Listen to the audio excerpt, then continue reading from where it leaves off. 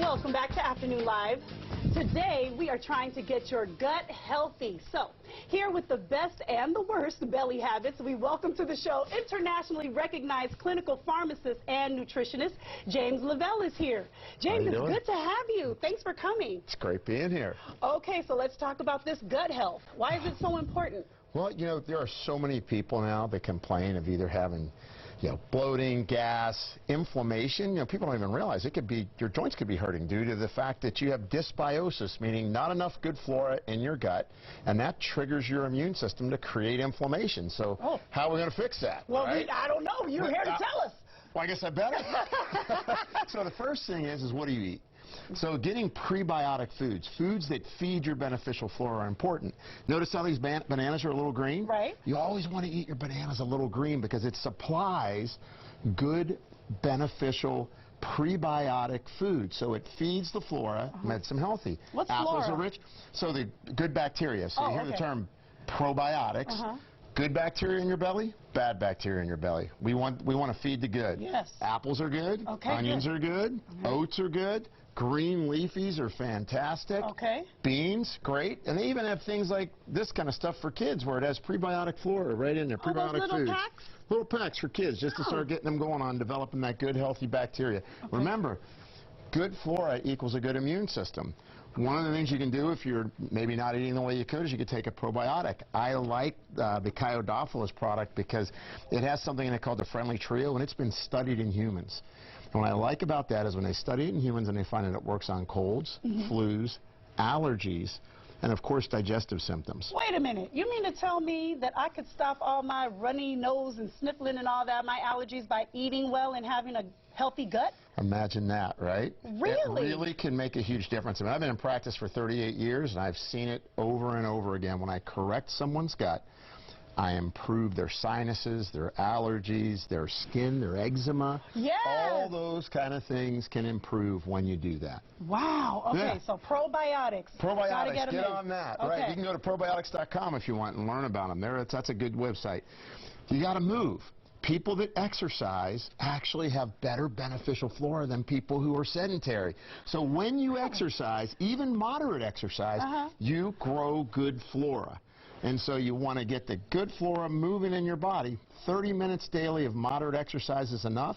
And people that exercise intensely, they even did a study in people with rugby players, that are pretty intense. They really had great diversity in their flora, meaning they had more good flora growing than people that were sedentary.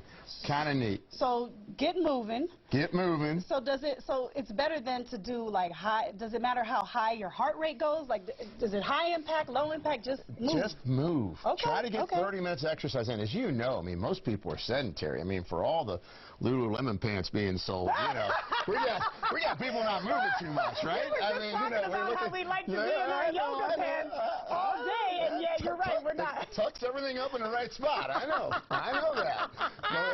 But we gotta earn that, right? Okay, I hear you. I'm with you. Okay, so the next thing is chill, right? So we can chill too. You gotta chill. They gotta chill, right? So because when you are less stressed out, you have better beneficial flora. They've actually done studies that have shown when you don't get enough sleep, it throws off your circadian clock. So your body works in a rhythm, right, through the day. It actually starts to throw off your beneficial flora. So when you don't sleep or you're under a lot of stress, you actually start to disrupt the healthy bugs in your gut that contribute to how you regulate your hormones, how you absorb minerals, how your immune system's going to function. So take a good bath, right? Get some sea salts, get rolling, do a little massage action, right? Work on your feet a little bit. I'm with all of that. Yeah, and then if you need help sleeping, there's always things like melatonin. And then this is really cool. This is the Apollo device.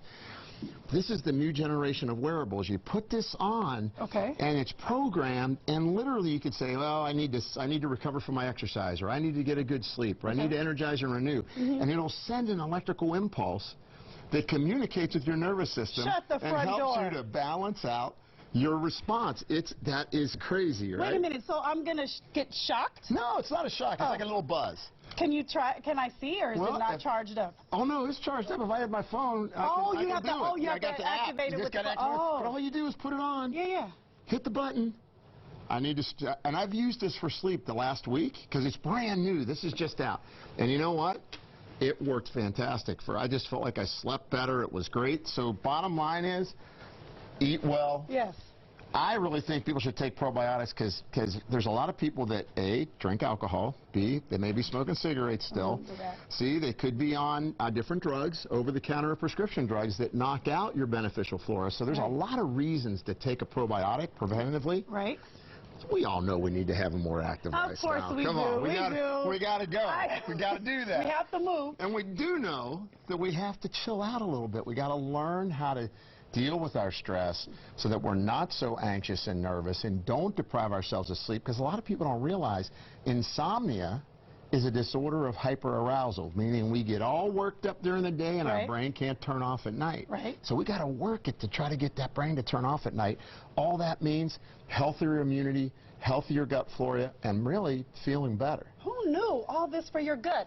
So I can't let you get out of here without asking you about dieting and this intermittent fasting. Oh, you talked about circadian rhythms and all that. Sure. How does that affect your gut too? You know, it's interesting. There's actually studies that show that if you do some intermittent fasting, meaning you time restrict your food, that it's actually good for your gut flora. I use it a lot in my patients because I like to do what's called digestive rest, because in general, and you probably agree with this, people eat too much, they eat too often, they pick the wrong foods, they eat too late, and they don't move enough, and they don't sleep enough. So that's why I like intermittent fasting. And you know what my grandma used to say about intermittent fasting? She used to say, Jimmy, eat 3 square meals a day. Morning, afternoon, evening, about 12 hours apart. Pretty close to time-restricted eating, right? Right. I mean, some people go 16-8, some people go 14-10, 14 hours fasting, 10 hours eating, whatever. But the bottom line is, we used to just eat 3 square meals a day, and then we didn't snack all day in between, and we didn't eat real late, and we went to bed at a reasonable hour. So I think it's kind of interesting that sometimes, what our grandmothers used to tell us, probably pretty applicable. Grandma knows best. That's right. All right, and so do you. So thank you so much for being here. This is really great information. Okay, we're going to have this information and more about James for you on our website at KATU.com.